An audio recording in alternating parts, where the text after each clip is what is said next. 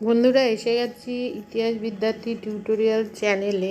আজ আমার আলোচ্য বিষয় বাংলা, অর্থাৎ বাংলা থেকে কিভাবে পশ্চিমবাংলার সৃষ্টি।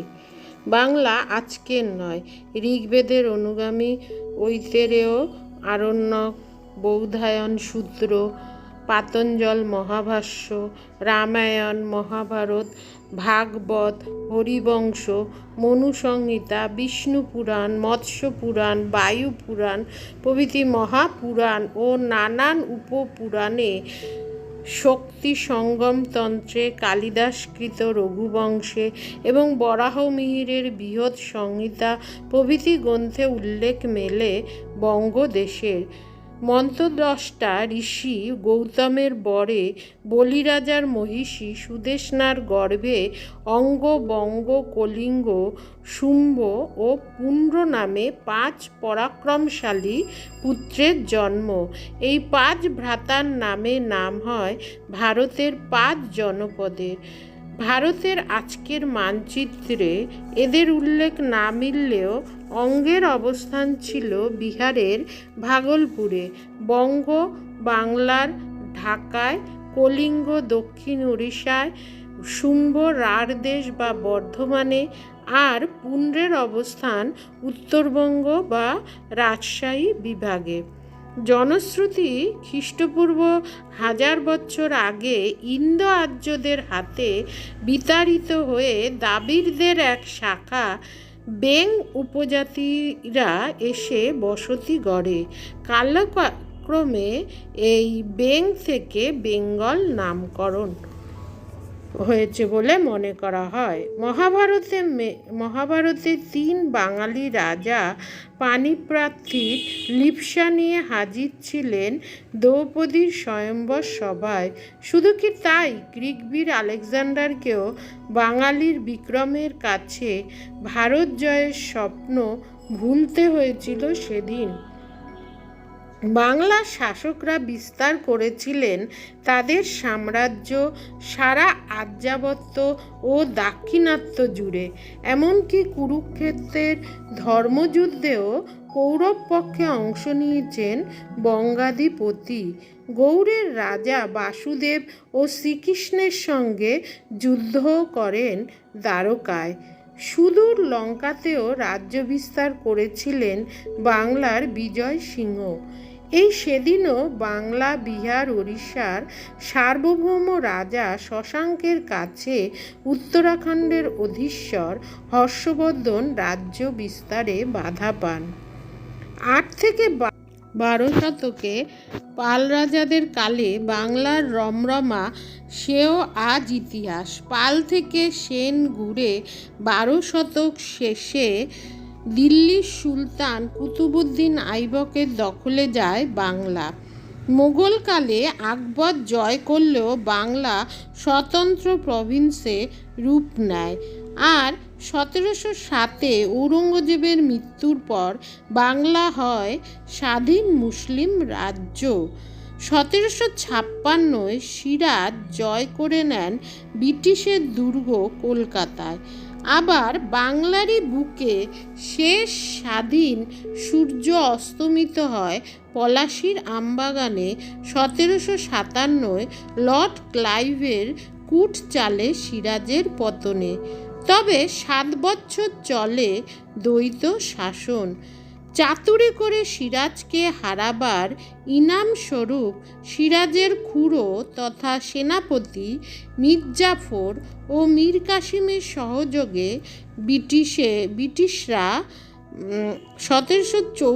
ব্রিটিশরা কী করেন, সিরাজকে পরাস্ত করেন। 1764-তে বক্সারের যুদ্ধে উৎখাত হলেন মীর কাসিম।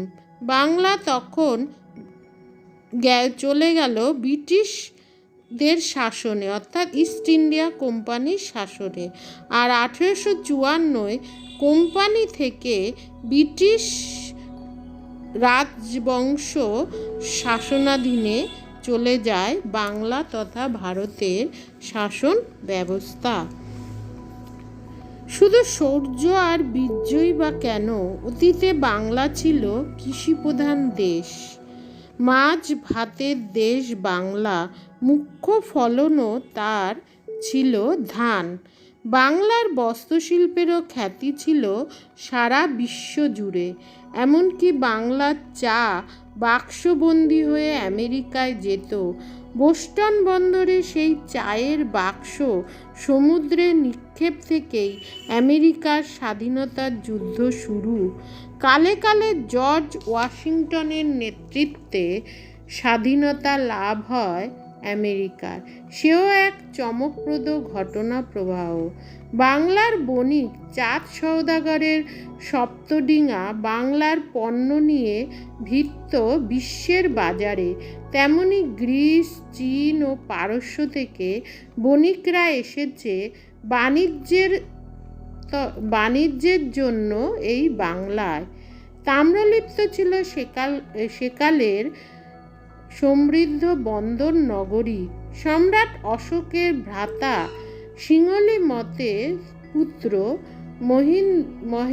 মহেন্দ্র ভগ্নী সঙ্ঘমিত্রাকে সঙ্গী করে তাম্রলিপ্ত থেকেই লঙ্কায় যান।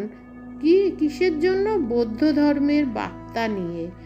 হরপ্পার সমসাময়িক আর এক হারানো অতীতের সন্ধানও মিলেছে কলকাতারই উপকণ্ঠে চন্দ্রকেতুগড়ে।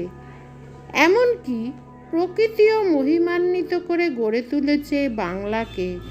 ভারত রাষ্ট্রের উপকূলবর্তী 9 রাজ্যের মধ্যে একমাত্র পশ্চিমবঙ্গেই পর্বত, সমুদ্র, অরণ্য এই তিনের সমন্বয় ঘটেছে। উত্থান তার বঙ্গোপসাগরের জলে, আর শ্বেত শুভ্র হিমালয় কিরিট হয়েছে ভালে। রাজ্যের মাঝে রয়েছে আগ্নেয়শিলায় গঠিত রাজমহল পাহাড়। সারা উত্তর জুড়ে হিমালয়ের কোলে সিকিম, ভুটান, দার্জিলিং পাহাড়, তার সৌন্দর্য, তার চা বাগান, তার পদতলে রয়েছে ডুয়ার্স। দক্ষিণে ম্যানগ্রোভ অরণ্য, সুন্দরবনে রয়্যাল বেঙ্গল টাইগার, আরও দক্ষিণে বঙ্গোপসাগর, পূর্বে বাংলাদেশ, অসম, আর পশ্চিম জুড়ে ঝাড়খণ্ড, বিহার, উড়িষ্যা ও নেপাল। বেঙ্গল রেনেসাঁস সেও বাংলার এক গর্ব। বাংলায় নবজাগরণ ঘটেছিল রাজা রামমোহন রায়, বিদ্যাসাগর, বঙ্কিমচন্দ্র চট্টোপাধ্যায়, সর্বোপরি রবীন্দ্রনাথ ঠাকুরের হাত ধরে। তারাই বাংলার ধ্যান ধারণায় বিপ্লব এনেছেন। এমনকি ভারত স্তোত্র, বন্দে মাতরম সাহিত্য সম্রাট বঙ্কিমচন্দ্রের লেখেন বাংলাতেই। তেমনি ন্যাশনাল অ্যানথেম বা জাতীয় সঙ্গীত জনগণ মন রবীন্দ্রনাথের লেখা এই বাংলা ভাষাতেই। বাংলার মাটি খণ্ডিত হয়েছে বারবার। ব্রিটিশের গড়া বেঙ্গল প্রভিন্সে সেদিন ছিল বাংলা, বিহার, উড়িষ্যা, এমনকি আগ্রা পর্যন্ত তাদের ছিল বাংলা বা বেঙ্গল প্রভিন্স। আর 1874-এ নতুন করে প্রদেশ হলো অসম। 1905-এ লর্ড কার্জন আবার সীমারেখায় বদল ঘটালেন।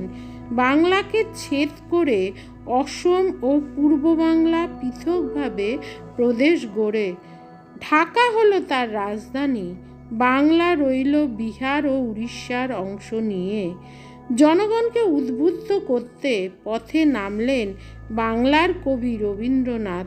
গর্জে উঠল ভারত, রদ হলো বঙ্গভঙ্গ। তবে বাংলার রাজনৈতিক চেতনায় শঙ্কিত ব্রিটিশ 1911-য় ভারতের রাজধানী কলকাতা থেকে দিল্লি স্থানান্তরের সিদ্ধান্ত নিল। 1912-র 1 এপ্রিল সাধিত হলো এই স্থানান্তর। রাজনৈতিক চেতনা বাংলার আকাশ ছেড়ে বদলে কমিউনিজমের প্রভুত্ব বাংলা জুড়ে এলো। আবার সে টুকরো হয়ে মার্ক্সবাদ লেনিনবাদ গর্জে ওঠে বাংলার নকশালবাড়িতে 1960 ও 1970-এ। তবু যুক্তিতর্কের বেড়াজালে সব কিছুকে পিছনে ফেলে বাংলা ভারতীয় কমিউনিস্ট পার্টির নেতৃত্বাধীনে শরিক দলকে সঙ্গে করে সে 34 বছর এখানে রাজত্ব করল জ্যোতি বসুর নেতৃত্বে। তারপরে পরিবর্তনের জোয়ার এলো এবং 2011-তে আবার মমতা বন্দ্যোপাধ্যায়ের নেতৃত্বে বাংলা এগিয়ে চলছে। যাই হোক, এ হচ্ছে বাংলার বর্তমান অবস্থা। আবার পিছনে ফিরে যাওয়া যাক। 1943-এর দুর্ভিক্ষ, 1946-এর সাম্প্রদায়িক দাঙ্গার ক্ষত শুকোতে না শুকোতেই আবার খণ্ড করেছে স্বাধীনতার ছুরি। 1947-এ বাংলাকে আবার খণ্ড করেছে। শুধু খণ্ডই বা কেন, নামেও অলংকার জুড়ে বাংলার নাম হয়েছে পশ্চিমবঙ্গ বা ওয়েস্ট বেঙ্গল। কলকাতা তার রাজধানী হয়েছে। সঙ্গে এলো স্বাধীন রাজ্য কোচবিহার 1950-এ, আর ফরাসি অধিকৃত চন্দননগর অক্টোবর 2, 1954 পশ্চিমবাংলায়। আরও পরের কথা, নভেম্বর 1, 1956 ভাষার ভিত্তিতে আন্দোলনের ফলে বিহার থেকে বাংলাভাষী পূর্ণিয়া ও মানভূম জেলা এলো পশ্চিমবাংলার পুরুলিয়া জেলা হয়ে। তেমনি সাহেবিয়ানা বাতিল করতে ইংরেজি ক্যালকাটা আজ কলকাতা হয়েছে। নামান্তর ঘটল কলকাতাতেই থাকছে বাংলার রাজধানী হয়ে। বাংলার ভাষা বাংলা ইন্দো এরিয়ান ভাষার সংস্কৃত নির্ভর মাগধী থেকে উদ্ভব। উত্তরকালেও নানা দেশি বিদেশি ভাষা থেকে শব্দাবলী সমৃদ্ধ করেছে বাংলাকে। আয়তনে ত্রয়োদশ এবং জনসংখ্যায় ভারতের 4র্থ স্থানে রয়েছে এই পশ্চিম বাংলা। এই বাংলা তার স্বমহিমায় চিরকাল এগিয়ে চলুক পূর্বের গৌরবের মতো। আজও সে সব কিছু দিক দিয়ে সবার থেকে ছাপিয়ে যাক, এই শুধু আমাদের কামনা থাকা উচিত। এবং আমাদের সেই কামনাই রইল যে বাংলা উচ্চ শিখরে আগের মতোই সে যেন অধিষ্ঠান করে থাকে।